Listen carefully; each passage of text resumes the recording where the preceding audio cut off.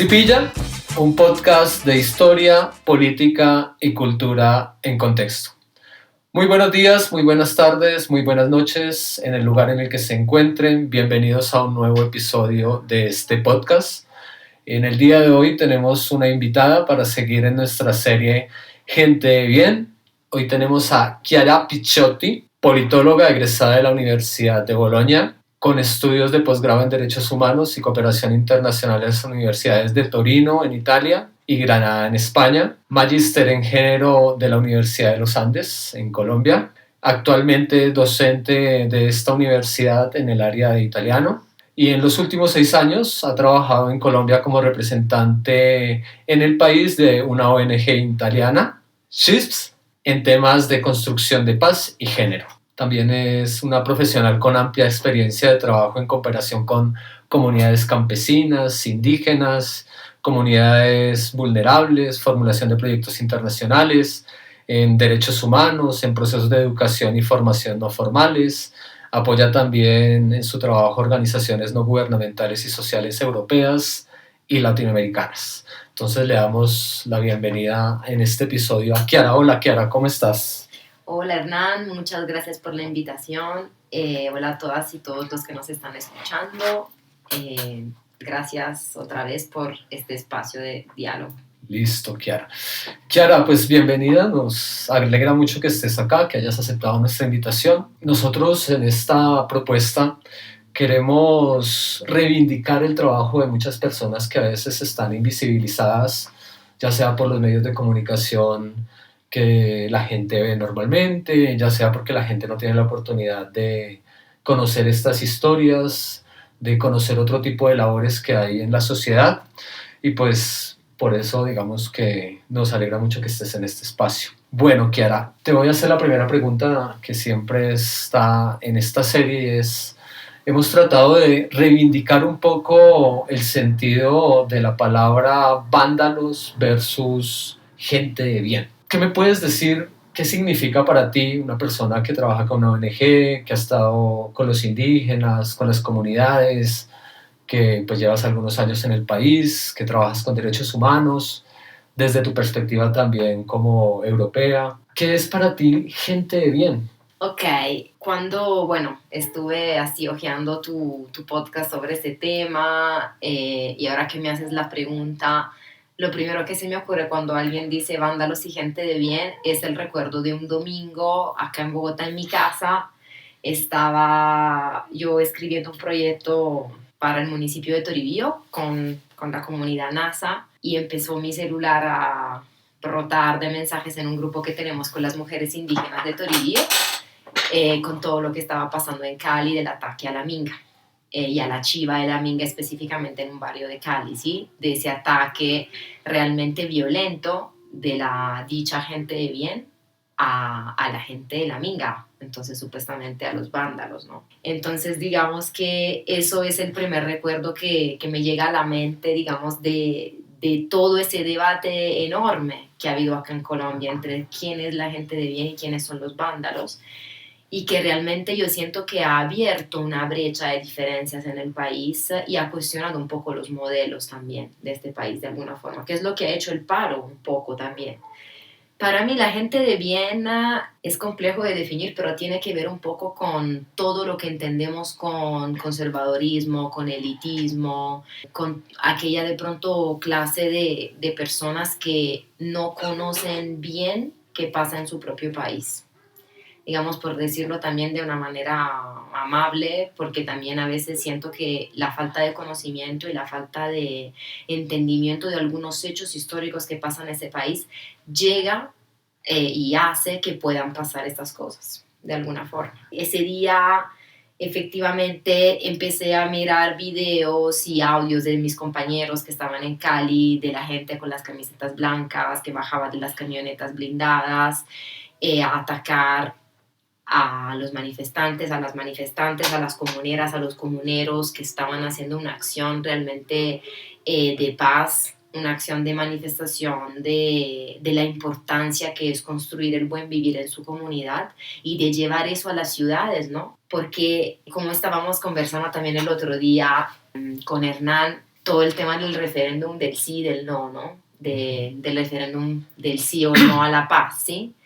El día que ganó el no, yo le estaba contando a Hernán que estaba en la casa de un mayor espiritual, el mayor Bernardo, en Toribío, y yo llegué con una amiga bien tristes, y él nos dijo que el problema había sido que la gente de la ciudad no conocía y no sabía qué tanto había pasado en la ruralidad de este país, y que también por eso estábamos enfrentando ese hecho histórico, ¿no? Ese hecho tan difícil para muchas personas del país. Entonces, un poco relaciono la gente de bien con este hecho, porque también relaciono esta situación a veces de la gente que no sabe realmente qué está pasando en su país, y que de pronto un hecho de ese tipo, el hecho de atacar a la minga indígena en Cali, entonces a los vándalos, que no solo fueron la minga, ¿no? Sino que fue la primera línea, y todos los jóvenes y las jóvenes que se manifestaron y que tomaron un poco una posición fuertísima en Colombia, y realmente están haciendo un cambio histórico, ¿sí? Serían entonces ellos los vándalos, ¿cierto? O sea, las personas que están vandalizando, pero ¿qué cosa? Entonces, lo que también pregunto, y que le preguntaré a la gente de bien, es cuáles son las cosas que ellos sienten que se están vandalizando, ¿cierto? ¿La estatua de Belalcázar se está vandalizando? ¿O se están rompiendo algunos paradigmas y algunas maneras de entender la historia de Colombia, ¿sí? Es bien diferente. Entonces, pues sí, no sé si respondí exactamente a tu pregunta. No, la idea es tener varias perspectivas acerca de una cuestión que semánticamente a veces es tan cerrada para la interpretación de muchos, ¿no? Gente de bien, pues la gente de bien no es solamente la que no vive bien, ¿cierto? O tiene plata, o... No. ¿sí? O por qué un campesino puede ser vándalo, un indígena. Tú que has trabajado con tantas comunidades indígenas, pues uno no puede decir que esas personas son vándalas. No. ¿Cierto? En el ejercicio a veces de hacer una marcha para apoyar una protesta social. Exacto. Sí, y no se trata de hacer apología al delito, porque es que precisamente es eso, no descalificar a través del prejuicio, que es un problema serio en Colombia, ¿no? Entonces, sí. No sé, tú hablabas ahorita de algo que me llama mucho la atención, es que la gente de la ciudad no sabe.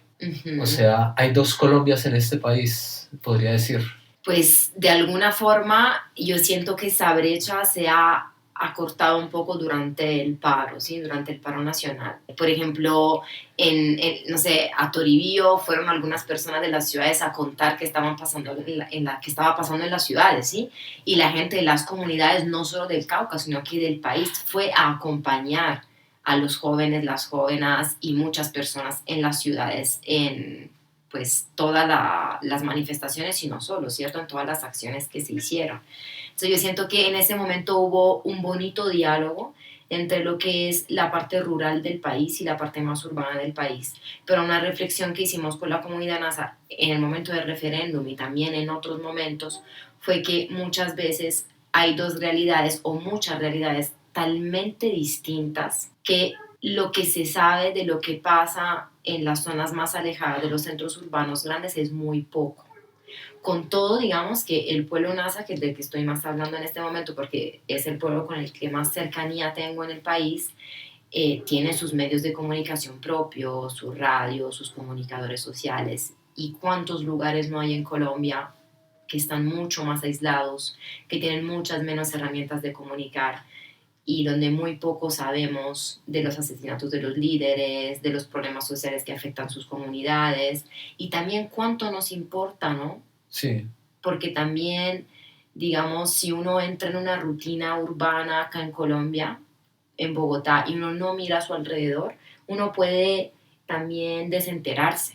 Pero si uno camina por Bogotá mirando, el conflicto está aquí, la violencia está aquí, o sea, los desplazados están acá, la gente sufriendo en la calle también está acá, porque acá es donde también llega todo el dolor realmente. O sea, para mí es como que todas esas venitas del país que están derramando sangre por todo lado también llegan a Bogotá, confluyen acá. Por eso también la energía de Bogotá es una energía muy especial, ¿no?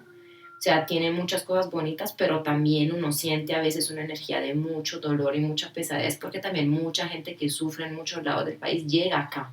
Sí. Entonces también depende uno qué mira, ¿no? Qué quiere entender, pero seguramente una mejor información de pronto, no sé, algunas personas de la gente de bien podrían de pronto entender que algunas cosas que se han hecho o que se hicieron en nombre de esa gente de bien fueron de verdad violación de derechos humanos y de la dignidad Sí. de las comunidades, ¿no? En la ciudad existe también una especie de invisibilización. Pues sí, llega todo ese dolor, ese desplazamiento, esas historias de violencia, de sangre, de pérdidas familiares.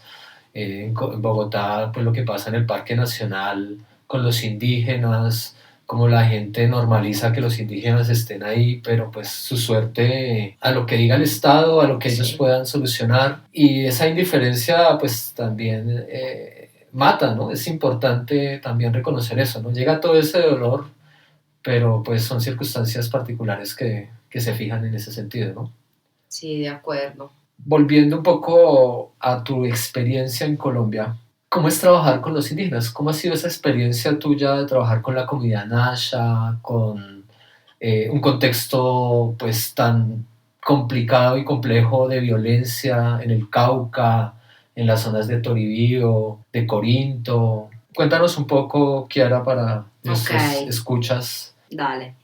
Bueno, yo llegué a Toribio por primera vez en agosto del 2014. Llegué al aeropuerto de Palmira y un compañero NASA me recogió en una camioneta y estuvimos hablando todo el camino y mientras pasábamos pues por el valle y por todos los cañaverales de todos los cultivos de caña, el señor Reinaldo me contaba que todo eso antes pues era de la comunidad, ¿cierto?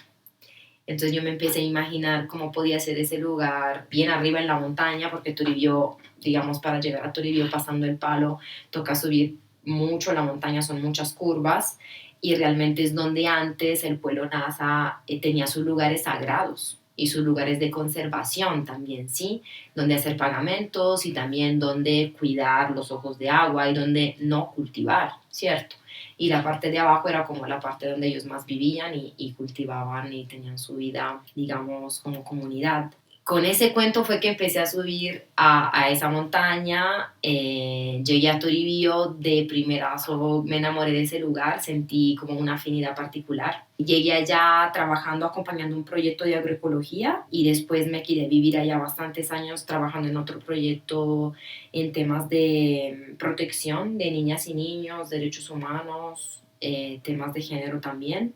Y trabajar con la comunidad para mí ha sido muy enriquecedor y de verdad siempre es algo que reitero que soy yo la que he aprendido muchísimo de ellos y que cada día que vuelva a ir o que vuelva a visitar es totalmente así porque el aporte que ellos le dan a uno es incomparable realmente porque conservan y guardan unos saberes que realmente en la sociedad occidental, de donde pues yo vengo, se han perdido, ¿sí? Aprendí que era una minga, que era trabajar, que tanto era sagrado para una comunidad ayudarse y trabajar en colectividad, la importancia de la medicina tradicional, la importancia de su cosmovisión y de su entendimiento de la historia, de su historia y de las cosas, ¿no? De la fuerza que tienen para resistir y para trabajar en la pervivencia de su pueblo, ¿no? Realmente Toribío es un territorio que obviamente pues me imagino que muchas personas saben que está muy afectado por el conflicto armado, ha sido históricamente golpeado por la guerra, la gente pues ha sufrido mucho, ¿sí? Hasta el día de hoy asesinaron a un líder del proyecto NASA ayer en la noche y digamos que eso sigue, ¿cierto? La masacre sigue y el exterminio, como ellos lo definen, sigue. Hay una lideresa NASA MISAC que se llama Vilma Almendra que dice que como la voluntad, el deseo de querer exterminar a los pueblos indígenas sigue desde la conquista, o sea, eso no ha terminado, ¿sí? Seguimos en esa situación. Entonces, digamos que a pesar de todos esos factores tan complejos que la gente vive ahí, yo siento de haber aprendido muchísimo de qué significado le damos a la vida misma, ¿no? Un poco. Y de cómo se puede vivir de otras maneras y entender la vida de otra manera, ¿no? Entonces, para mí sí ha sido, de verdad, es aún una experiencia muy, muy bonita y agradezco mucho como que en mi camino pues se ha podido cruzar una experiencia de ese tipo porque siento que en ese lugar se mueven muchas cosas. De pronto uno no alcanza a entenderlo todo mientras está ahí, Claro. porque se trata de no solo de cosas políticas, no solo de problemas sociales, sino también de temas espirituales que tienen que ver con la relación que ellos tienen con su territorio, ¿sí? Y con la naturaleza, ¿sí? Para ellos el buen vivir no tiene que ver solo con cómo vivo yo en mi familia o cómo vivimos nosotros 10 que vivimos en esta casa. Tiene que ver con una relación más amplia que es con todo el territorio, ¿sí? Ese lazo, porque el NASA dice que sin territorio los NASA no son nada, ¿sí? Okay. Entonces el territorio tiene que ver con la madre tierra y con un todo con el que pues todas y todos tienen que estar en armonía, como según lo que la cosmovisión manda, ¿cierto?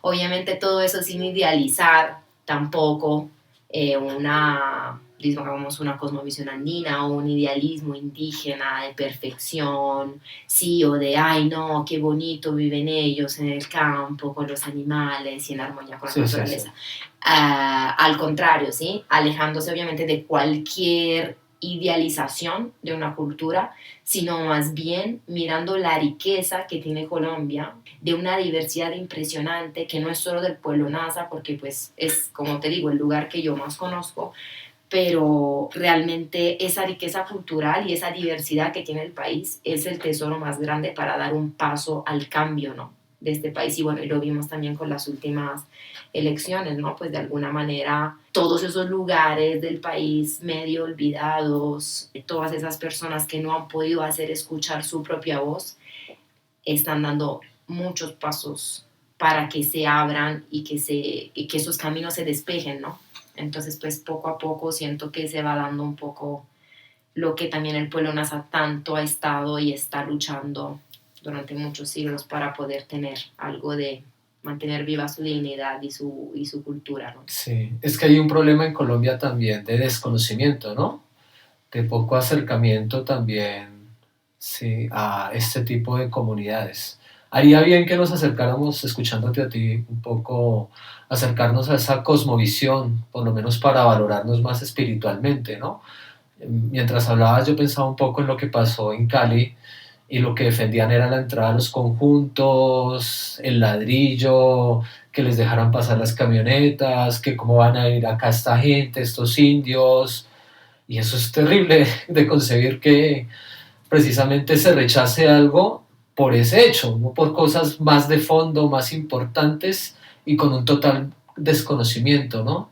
¿Sí? Otra vez los indios esos vienen a joder en Cali, a no dejar trabajar, que se vayan para su montaña. Sí, es como una percepción bastante negativa, pero eso que nos cuentas nos hace también, digamos, entender que para ellos es más importante otras cosas que entrar a un conjunto residencial o no. Sí, que eso también, pues es algo que queda siempre, ¿no? A partir de los medios de comunicación, el discurso que queda es bloquearon una vía, ¿sí? Y eso es muy triste porque pues lo que están luchando es más allá del cemento, más allá de la visión occidental que nosotros tenemos. Hoy me dices tú que anoche mataron a un líder, ¿cierto? De la comunidad por las Águilas Negras, asesinado, y eso, pues sí es un exterminio, claramente, pero ¿por qué sigue pasando eso en Colombia? ¿Cómo asumen esos dolores los indígenas? Kiara, tú que has estado tantos años allá, que han muerto tantas personas, entre ellas, yo te decía recientemente Cristina Bautista. Uh-huh. Sí, acá hemos tenido testimonios de otros invitados que siempre hacen referencia, por ejemplo, a Cristina en esa parte de Colombia. ¿Cómo sobrellevar ese dolor a partir de ese rechazo de otra parte de Colombia? ¿Cómo es eso para los indígenas de la comunidad? Sí, el tema de la muerte, ¿no? Y del exterminio de los pueblos en Colombia es algo muy doloroso, realmente. Sí, el compañero Miller Correa que fue asesinado es como el último hecho reciente, pero como tú mismo decías, eso es, digamos, es una situación que lleva muchísimo tiempo y que se va incrementando en algunas épocas específicas. Ahora pues estamos en una época preelectoral, entonces pues seguramente es uno de los periodos donde se agudizan estos tipos de hechos de violencia, ¿sí? En Toribío en los últimos años han sido asesinados muchos líderes y lideresas, con Cristina En Tacuello, en la masacre de Tacuello, fueron asesinados también 4 guardias indígenas. Y en esa época fue justo lo que estábamos conversando de que pues la guardia también en ese momento se convirtió en un objetivo militar, ¿no? Y pues las y los guardias no son solo las personas que tienen el chaleco y el bastón, ¿cierto? Los nazas y las nazas pues consideran que toda la comunidad es guardia indígena. Entonces, pues lo que ellos están ejerciendo en ese ejercicio de control territorial es tratar de defender su territorio y así la vida de su territorio, porque un territorio tiene vida, el territorio en sí, entendido como algo que realmente existe y vive, porque la madre naturaleza y las plantas y los animales son vida, y también la vida de sus propios comuneros y comuneras y lideresas y líderes, ¿sí? Seguramente la muerte de Cristina ha marcado pues en su momento un hecho muy fuerte, ¿no? Esa masacre, y seguramente la pérdida de una mujer lideresa que estaba revitalizando el movimiento de mujeres hilando pensamiento, que es el movimiento de mujeres que existe en el municipio de Toribio a nivel de plan de vida Proyecto NASA. Ha sido un hecho muy doloroso para la comunidad. Hemos ido a muchos entierros de guardias indígenas. Mucha comunidad se reúne, ¿sí? Como me estabas preguntando, ¿cómo se vive la muerte? ¿Cómo se vive ese el dolor? Por ejemplo, no pensaría en el resentimiento que ha perpetuado la guerra en este país, el paramilitar matando al guerrillero, el guerrillero al paramilitar, liberales conservadores. Ahora tenemos, así ya no se hable mediáticamente, pero entre comillas, quién es el vándalo, quién es la gente de bien, cuáles son los bares hay. Pero existe el resentimiento, por ejemplo, en esas muertes, reunirse alrededor de estas pérdidas. Pues yo siento que no es tanto un tema de resentimiento contra los asesinos o a quién fue, ¿cierto? Pero sí hay mucho dolor y mucha rabia ante la impotencia de no poder salir tranquilamente una mañana, un líder, una lideresa de su casa, sin pensar, hoy me pueden matar, ¿cierto? El NASA o la NASA no lo dice, ¿sí? Digamos, para que una persona externe esos sentimientos también tiene que haber un espacio de confianza, tiene que haber un espacio de diálogo bonito, tiene que instalarse una conversación donde la persona se sienta muy tranquila, muy a gusto. No todo el mundo, digamos, le gusta contar cómo se siente, ¿sí? ¿Qué es el sentir? Los NASAs dicen que lo que hay que rescatar es pensar y sentir desde el corazón. Entonces eso es algo que se escucha y se repite mucho, ¿no? Y es algo que definitivamente tiene todo el sentido, ¿cierto? Porque también para ellas y para ellos a veces el tema de resistir, de estar al frente, de frentear, de luchar, de dar la vida, como dice la canción de la Guardia, ¿cierto? Aunque nos toque morir, ¿sí? Sí. Pero también a veces es poder tener un espacio donde hablar, donde desahogarse, donde decir cómo estamos, cómo nos sentimos y qué nos dicen nuestros corazones, ¿no? Y realmente ellos a veces no tienen esos espacios, ¿sí? Entonces tienen que normalizar la guerra y el dolor como algo que hace parte de su territorio, ¿cierto? Lo que estábamos hablando también el otro día sobre el tema de que durante las negociaciones del acuerdo de paz hubo un cese al fuego de alguna manera. Sí. Yo vivía en Toribío y como desde agosto 2015 por ahí hasta principio del 2017 casi que no sonaban balas, hasta finales del 2017. Entonces en ese momento nacieron niños que nunca escucharon Eso me una bala. pareció increíble, o sea, ese antes y después del acuerdo de paz, que era otra pregunta obligada, pero sí, lo de las balas, ¿no? Sí, no sabían. O sea, cuando en el 2018 vuelven y suenan las balaceras, había niños que decían, ¿y eso qué es? Y los más grandes dicen, es que eso es tiroteo, o como dicen, hostigamiento. Eso es hostigamiento. Y así los más grandecitos, ¿cierto? Que ya saben, entonces normalizan, ¿sí? Pero también hay una normalización del dolor, hay un aguante del dolor, ¿sí? Uno en los entierros, o sea, hay gente que llora, pero no toda. La gente está seria, pero en pie de lucha, ¿cierto? Entonces también a veces, pues, es importante pensar en cuánto dolor está guardado en esas comunidades del país y cómo la gente no tiene siquiera a veces las herramientas o la ayuda necesaria para procesarlo, hasta para conversarlo con alguien, ¿cierto? Entonces, pues es un tema bastante complicado y y sí, seguramente hay mucho, mucho dolor y mucha rabia, pero no es una rabia contra de alguien específico, es una rabia es una rabia ancestral. O sea, ya es una rabia que tiene que ver con muchos hechos que han afectado pues el pueblo nasa y muchas comunidades acá en Colombia y que parece a veces, o sea, es como que uno vea un poquito de luz, ¿sí? Como que uno diga, bueno, ya como que esto puede mejorar y ¡prum!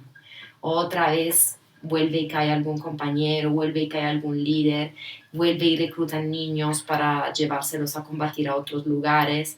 Entonces, hay tanto, sí, hay tanto por hacer y por ver y es a veces muy complejo resolver todos estos temas. Las autoridades y los líderes comunitarios en esos lugares tienen una tarea muy complicada Sí, y exponen su propia vida. claro. Sí, es que es o sea, de los lugares de Colombia, bueno, Colombia por lo general ha estado con una violencia presente, pero cuando uno va al Cauca y ve esa tierra, ese verde, esas montañas, Maravilloso. es una cosa, pues lo digo porque cuando fui al Cauca vi toda esa maravilla de naturaleza, de la región, pero también con el conocimiento de tanta sangre que se derramaba ahí, tantos intereses de las familias conservadoras de la región, de los grupos alzados en armas, de derecha, de izquierda, y en medio la comunidad. Tú llegaste a Colombia antes del acuerdo de paz. Sí, yo llegué en 2014. Sí, Y había guerra. sí había guerra. Sí. 2015 también, hasta finales. Después vino el acuerdo de paz. Las negociaciones, La el acuerdo de negociación, paz. sí. Y yo he escuchado de varias personas del Cauca que en ese momento hubo un cambio.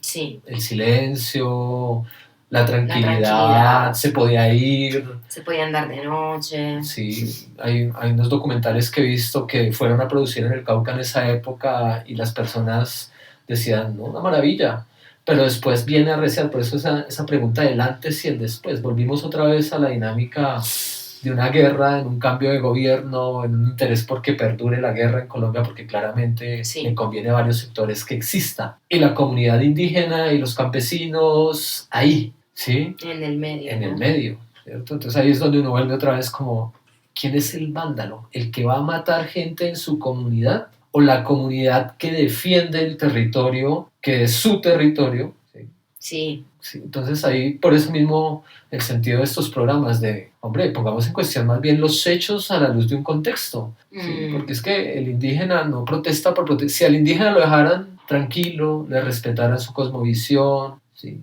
Y ahí tenemos obviamente un contexto bastante complejo por el narcotráfico, ¿no? Sí, también. Pues seguramente el antes y el después se vivió y aparte el después fue peor de lo que pasaba en el 2015, ¿no? O sea, la masacre de Tahuello, todos los guardias asesinados en Toribío, los hostigamientos constantes en Corinto, la inseguridad de la vía, de la gente que se tiene que movilizar, los retenes. En el 2015, digamos, los indígenas no eran objetivo militar, en la guerra... Pues el tema de la guardia como objetivo militar fue en una época específica también. Okay. Digamos, sí, justo en la época en la que asesinaron a Cristina. Luego, pues eso depende de muchas dinámicas internas, ¿sí? De cómo los actores armados se estén moviendo y los intereses que hay también en el momento. Pero digamos que obviamente pues la Guardia Indígena a veces se considera como, claro, un estorbo, porque claro, el control territorial, ver quién entra y quién sale, qué pasa con todos los temas del narcotráfico, de pronto la posición de las autoridades de no permitir los cultivos de uso ilícito, pues obviamente, claro, para los actores armados, pues eso es un estorbo a un negocio, al negocio de la guerra, realmente. Y sí, seguramente el problema del narcotráfico durante los años ha exacerbado la guerra, ¿sí? Y realmente los intereses sobre estos territorios tienen que ver abiertamente con el narcotráfico, o sea, eso no se puede absolutamente negar. En todo el Cauca, en muchos lugares hay cultivos de uso ilícito y obviamente pues esos cultivos también están controlados por los actores armados. Y a pesar de que muchas autoridades y muchas personas de la comunidad, líderes, se hayan expresado en contra de eso y hayan invitado también de alguna manera a la comunidad a erradicar, a sustituir, pero lo que yo me pregunto y mucha gente se pregunta es, pongámosle un municipio chiquito de una zona rural de Colombia.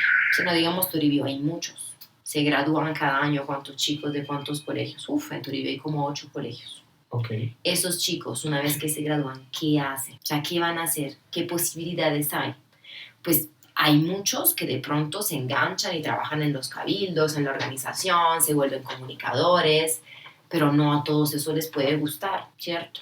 Entonces, ¿qué posibilidades hay para esos chicos o para esas familias de hasta mandar un hijo a la universidad? Cultivar marihuana, porque hay plata rápido y plata fácil.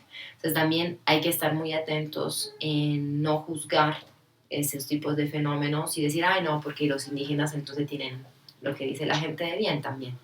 Los indígenas tienen mucha tierra, lo cual no es cierto. Y aparte en esa tierra cultivan coca y marihuana, entonces ¿para qué quieren más tierra? Sí. Eso es algo muy común, ¿sí?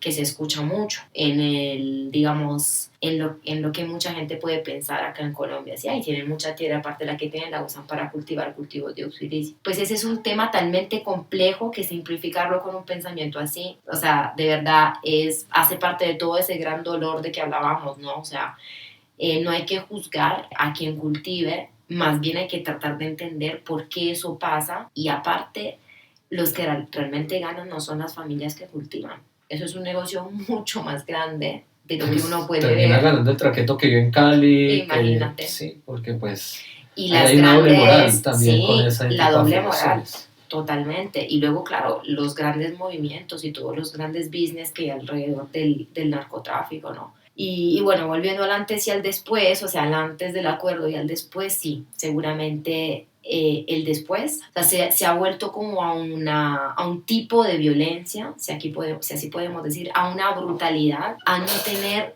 piedad por la vida, que yo creo que no es tampoco de la época del 2015.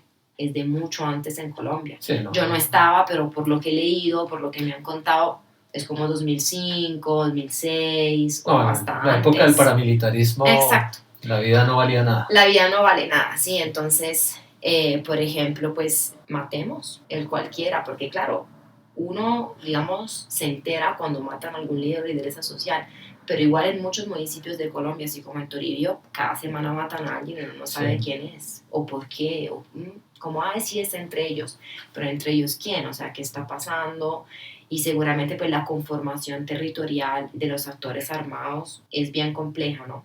Hay muchos intereses y muchas figuras que ahí actúan. Sí, eso que tú señalas que pasa con todas estas generaciones que van saliendo y que no tienen oportunidades, pues no solo pasa en el Cauca, en muchas regiones del país. O sea, un motivo para que exista guerra y para que se garantice y sea un negocio y se promueva es precisamente que faltan garantías sociales para muchas comunidades campesinas, indígenas en el país, porque la única oportunidad no es estudiar, porque no tienen educación, salud, ¿sí? Oportunidad para vivir de la tierra legalmente. ¿Cierto? Porque pues, eso sí es una historia que conocemos mucho y es, pues a un campesino a veces le sale mejor sembrar cultivos que no son legales que esperar que la caja agraria o el banco agrario le preste para insumos que son supremamente caros, con unas tasas de interés bajas, pero endeudándose constantemente, no les compran la cosecha en términos de lo que invierten, o sea,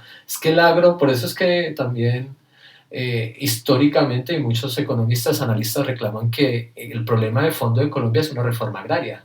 Una reforma agraria que no solamente garantice la tierra para el campesino, para el indígena, sino las condiciones para que pueda subsistir. Mientras no hayan condiciones, pues es muy será una oportunidad para que el narcotráfico perdure. ¿Sí? Entonces, de acuerdo. Sí, eso es algo muy importante en ese sentido. Bien, Kiara, hablemos yo quiero que me cuentes cómo ha sido también la experiencia.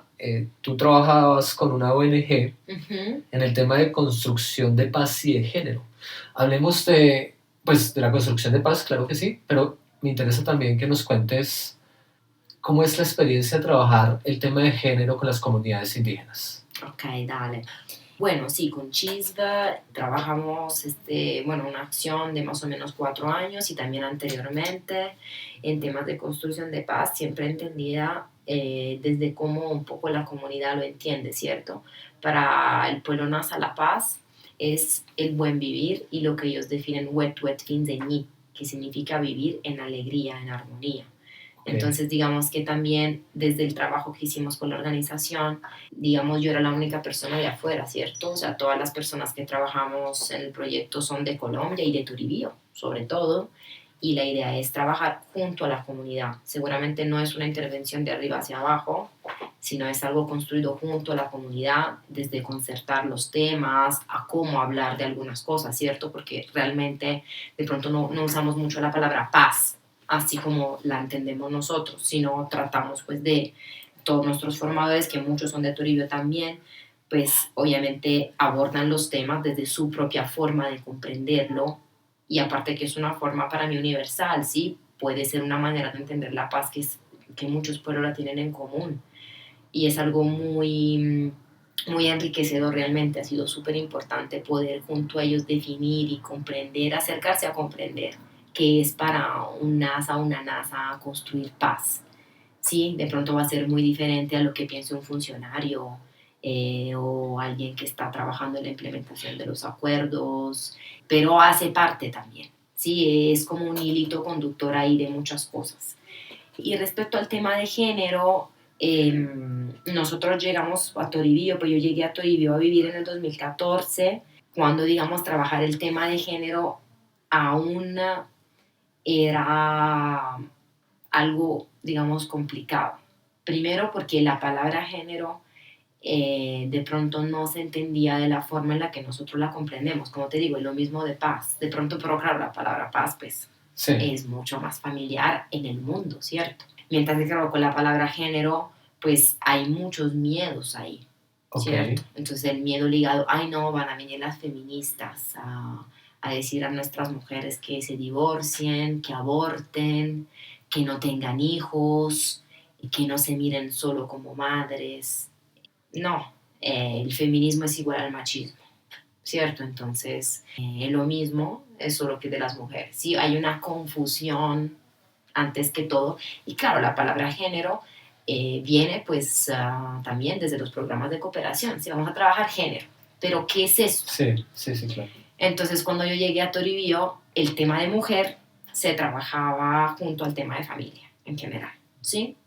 Era todo unido, y esa fue una lucha fuerte de las mujeres de Toribío, de decir, sí, es cierto, el tema de mujeres que se aborde desde familia, estamos de acuerdo, nosotras también nos vemos como dadoras de vida en general, no solo de vida humana, sino de vida que tiene que ver de vida del territorio, relacionado con el tejido, con la siembra, con el cuidado de la semilla, con el cuidado de la lengua. En ese sentido también damos vida, no tenemos que ser sí o sí madres, pero no es solo eso. También necesitamos nuestros espacios para conversar entre nosotras, pero siempre al lado de nuestros compañeros, ¿no? Porque también una cosa que poco a poco se ha ido dando en Toribío, se ha ido abriendo el espacio a trabajar esos temas. La verdad es que las mujeres, ellas, a través del movimiento, también hilando pensamiento, impulsado por Cristina Bautista, que volvió a retomar el tema del movimiento de mujeres en Toribío, porque Cristina, a través de diferentes investigaciones, por ejemplo, de la Universidad de Cali y otras, sobre el tema de violencia de género en Toribío, violaciones, abusos de niñas, de mujeres, etcétera, etcétera, empezó a preguntarse qué se podía hacer, ¿cierto? ¿Qué podemos hacer ahí? Y junto a otras mujeres pues decidieron volver a retomar, o sea, el movimiento ya existía hace mucho tiempo, pero volverlo otra vez como fuerte ante toda esa violencia basada en género presente en el municipio, ¿no? Entonces yo siento que desde ahí se empezó a trabajar el tema de violencias, los problemas de las mujeres, de las niñas de otra manera, y fueron las mismas mujeres un poco que también tomaron eso en sus manos, ¿no? Y siento que eso ha ayudado mucho. Ahora seguramente la posición de las mujeres en la comunidad es mucho más fuerte, hablan con más confianza de lo que piensan y de lo que es necesario hacer para ellas. Y cuando nosotros llegamos a hablar de esos temas, nosotros no como única organización, ¿sí? Muchas mujeres seguramente antes que nosotros, era un tema muy complejo, digamos, de abordar. Pero como te digo, también por la distancia con la sola palabra género, ¿sí? Hay hombres también comprometidos en esa lucha, y algo que los nazas y las nazas piensan es que, y bueno, y en general muchos pueblos andinos, y muchas feministas andinas también lo dicen, que no podemos desligar, como decía también la mayora Avelina Pancho, que es NASA, no podemos desligar nuestra lucha de la lucha de nuestros compañeros. O sea, nosotros tenemos una lucha grande, una resistencia grande, por ejemplo, en Colombia, sobre muchos temas, todo lo que hablamos, y todos los temas que tienen que ver con la casa adentro, Okay, con sí. nuestra comunidad por dentro. Es verdad que las mujeres los tenemos que analizar, mirar y buscar soluciones y luchar por nuestros derechos, pero tampoco podemos excluir a los hombres de eso, porque involucrándolos es que también las cosas van a cambiar. Y es un poco también la posición de muchas feministas occidentales sobre el tema de las nuevas masculinidades, ¿no? No está del todo desligado, ¿cierto? Claro, o sea, claro. hay que trabajar también con los hombres y no aislar las luchas. Sí, no, es que... Pero para ellas y por su cosmovisión, que tiene que ver con el equilibrio de las fuerzas masculinas y femeninas, negativas y positivas, con algo que ellos llaman el Puig Handacha, que es justamente ese equilibrio, el Puig, entre fuerzas, o sea, entre las fuerzas de los polos un poco, allí también tienen que estar los hombres de alguna forma.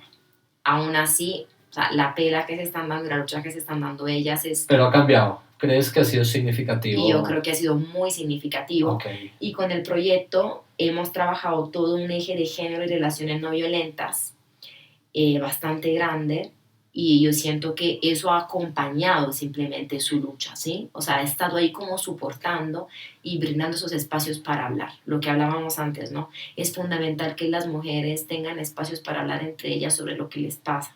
En Toribio ha habido mujeres, una formadora amiga, Laura, me contaba que una mujer en un taller dijo: es primera vez después de mucho tiempo que escucho mi voz. Uf. Porque claro, la señora pues no había escuchado su voz, y que le estuvieran escuchando a ella lo que pensaba durante mucho tiempo. Era una señora de edad.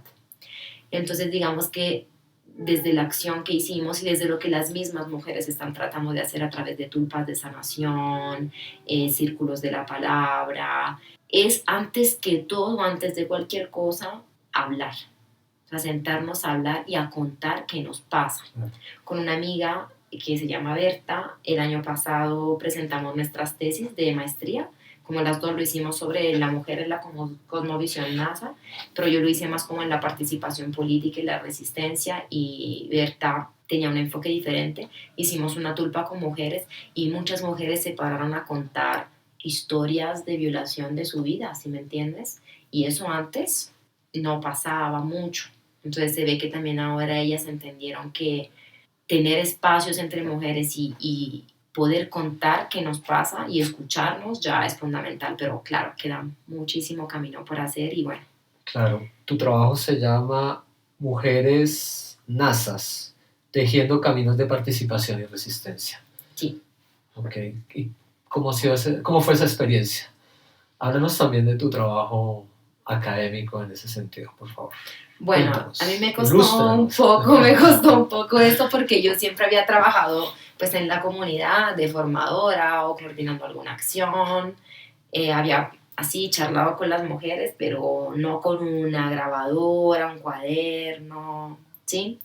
Entonces a mí me costó mucho como pasarme, como tener que decirles: oye, estoy escribiendo un trabajo de grado, estoy haciendo una investigación, quiero hablar con ustedes, pero les voy a hacer una entrevista, puedo grabar. Entonces, claro, también la reacción de algunas mujeres es muy diferente a sentémonos a tomar un café a hablar. Sí, claro.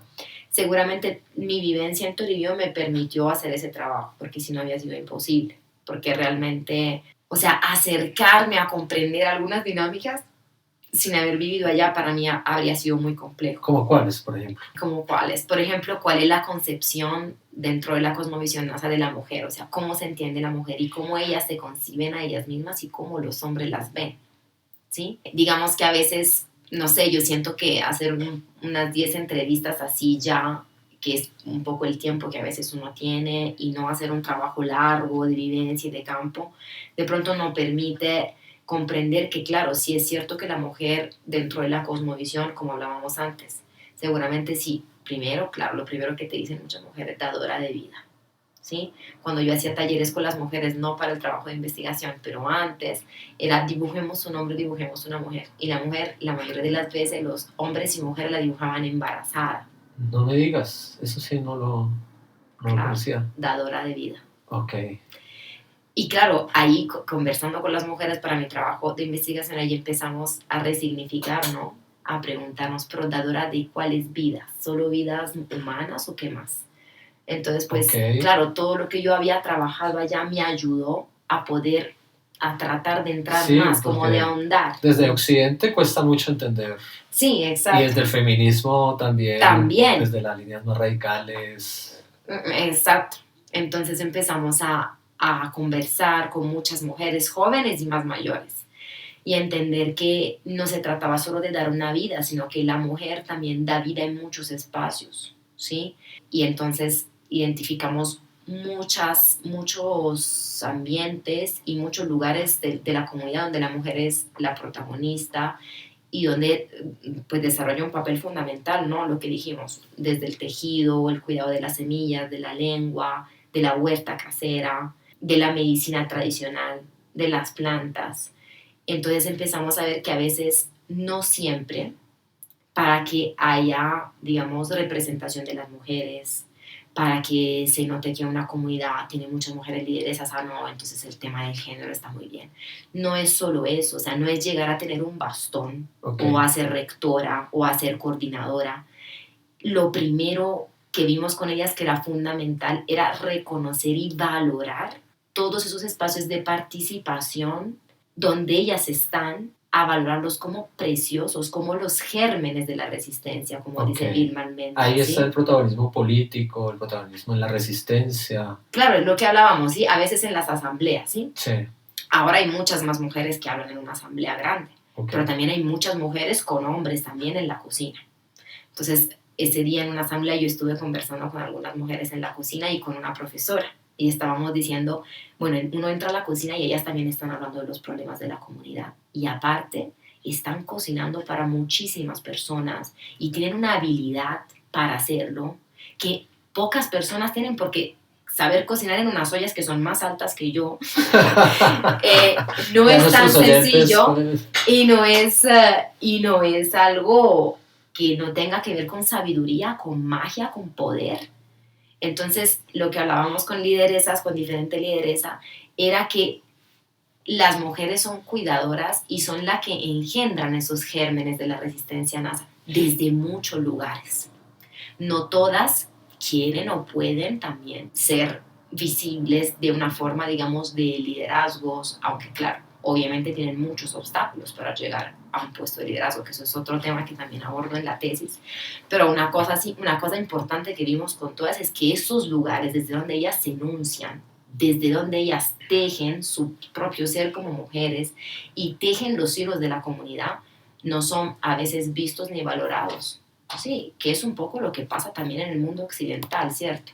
El trabajo del cuidado no es trabajo, no es remunerado. Entonces eso no es nada. Pero ahí, digamos que no lo abordamos con ellas tanto en un tema de remuneración o en un tema de economía del cuidado, sino que lo abordamos desde el hecho de que desde donde ellas participan, desde donde resisten, pues desde muchos lugares. Ya, también desde la casa, desde la huerta, desde el cuidado de muchos espacios que son las mujeres que los cuidan, porque sin eso ya no existiría. Uh-huh. Muchas promotoras de la lengua nasa son mujeres, muchas cuidadoras de las semillas son mujeres, son las mujeres las que aún saben tejer tejidos ancestrales, y eso es cuidar la cultura y hacer pervivir un pueblo, ¿no? Entonces, a partir de la necesidad de reconocer esos espacios, pues también luego analizamos con ellas cuáles son también todos los obstáculos que hay en la comunidad para llegar a un puesto de liderazgo.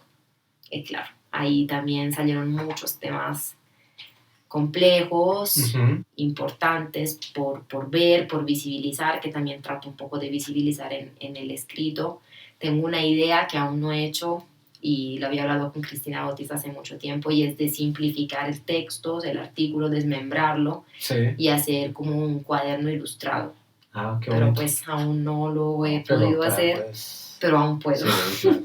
Porque yo siento que ese documento es de ellas, realmente, no es mío, es de ellas son las que lo hicieron, ellas son las que contaron, ellas son las que construyeron y también ellas deben poder leerlo, acceder a esto de otra forma que no ¿Hay un sea solo sitio donde leer. nuestros oyentes puedan encontrar el documento, un repositorio, la Universidad de los Sí, está Andes? en el repositorio de la Universidad de los Andes y hace poco la universidad sacó como eso estará en Twitter yo creo, sacó como un resumen del artículo con unas Ah, qué ilustraciones bonito. que hizo una compañera del CIDER y me parece que también es como mucho más inmediato de leer, ¿no? Ok, Más y lo corto. encontramos así, con mujeres nasas tejiendo caminos de participación y resistencia. Entonces, para todos y todas nuestras oyentes, para que lo busquen, para que lo revisen, porque me parece un tema interesante. Este es un espacio también para que divulguemos también el trabajo académico, las experiencias de personas que nos parecen valiosas, ¿no? En el sentido de este programa, de que hay gente de bien que no es la gente de bien que anda en camionetas blindadas, ni le dispara a la gente, o es gente Sí, de bien porque es bonita. Sí, y en ese término, para ir finalizando, Kiara, yo quiero que me cuentes alguna historia que te parezca importante para reivindicar, digamos, resemantizar, porque una historia de un indígena, de la comunidad, o que tú conozcas que te parece importante para decir, oiga, la gente bien es esta. dale. Ush, para escoger está difícil. Bueno, voy a contar la historia de Cristina. Ok, No sé si ustedes lo han podido ver. Te voy a regalar uno, tengo en la casa. Junto a Vilma Almendra, que es esta líder Isaac, su hija dibujó un cuadernillo en donde dibujó la vida de Cristina. Y es para niños, ¿no? Es ah, para niñas y niños. Pues es bastante fuerte, porque pues su vida fue fuerte, pero me parecería bonito, yo creo que lo tengo también en PDF, se puede divulgar también así, no impreso. Y es una historia de una mujer evangélica que viene de una familia de Tacuello, que es uno de los resguardos, digamos, más blancos, efectivamente, aunque ok, el 99% de la población de Toribio se define como NASA, pero es un resguardo donde se mueven más cosas, digamos, más abierto, digamos, a la afuera, ¿sí? Al occidental, si así podríamos decir.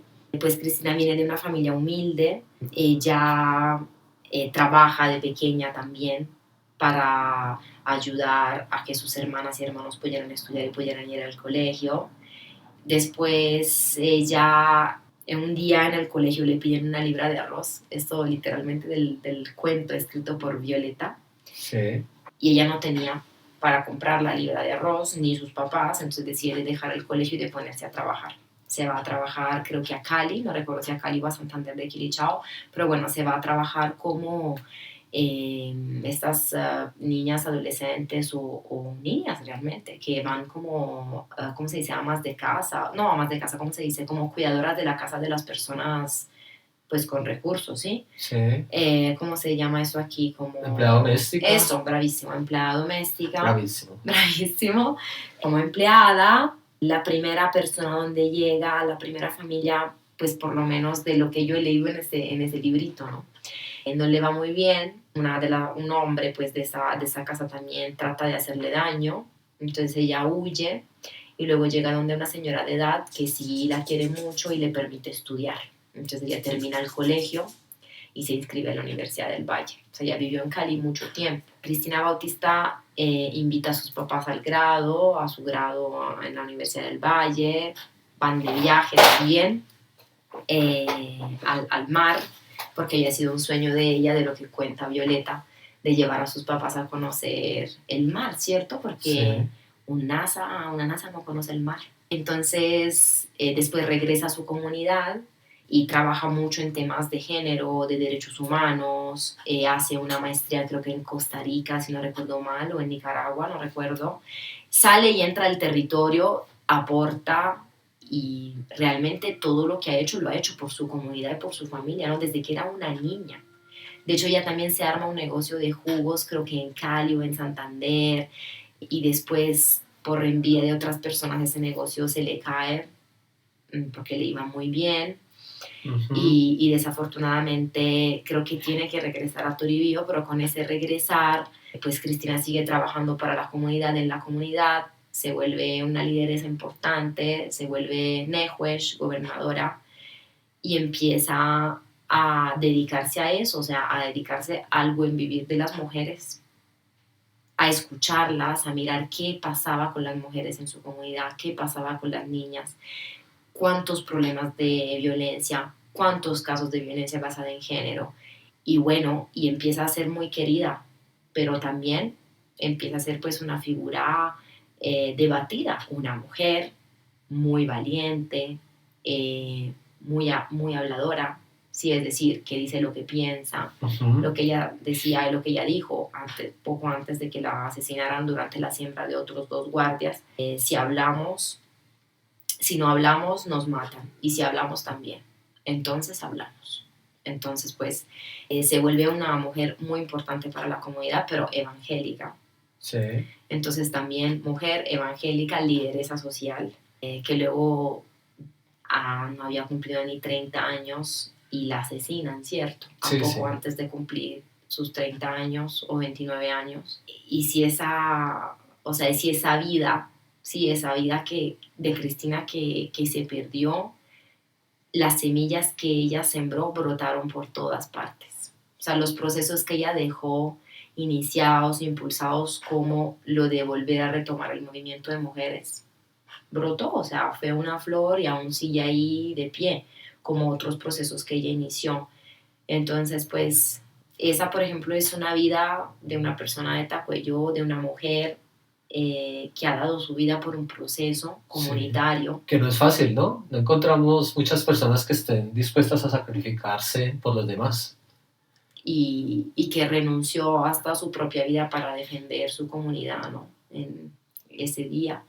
Y bueno, me parece un relato como bonito para compartir. Y bueno, lo relaté así un poco como lo relató Violeta, la niña que les contaba del libro, porque lo relata así como un cuento muy, muy fuerte, leerlo es muy fuerte, pero también nos da esa imagen de Cristina, de una mujer que siempre fue muy dada a la comunidad, a su familia y a los demás, y que realmente dejó sembradas unas semillas y unos gérmenes de la resistencia muy importantes. Una linda experiencia también, y muy dolorosa, ¿no?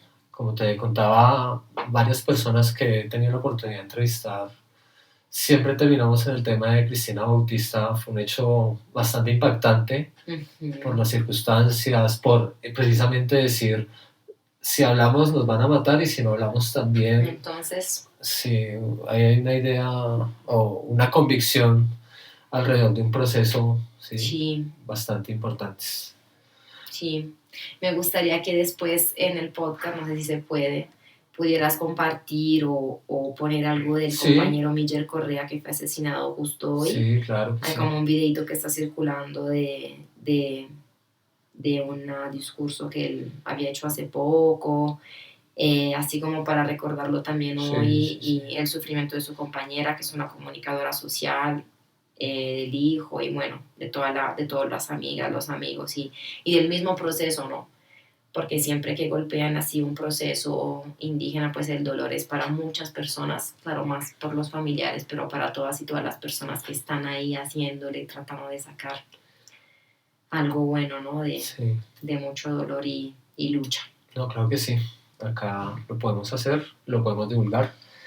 Igual las personas que escuchen este podcast en cualquier momento de la historia, en cualquier lugar, si nos quieren pedir relatos sobre Cristina Bautista, a nuestras redes sociales o a nuestro correo electrónico, les recordamos nuestro Twitter, cipilla_podcast, o nuestro Instagram, cipilla_podcast, o cipillapodcast@gmail.com, para que nos escriban si quieren pues tener acceso a esta información, a estas experiencias que son valiosas, son otro tipo de historias que hay que contar siempre. Pues nada, Kiara, muchas gracias. No sé si quieras decirle algo a nuestros y nuestras escuchas, un mensaje final, no sé, sobre la comunidad Nasa, sobre el género, sobre la construcción de paz.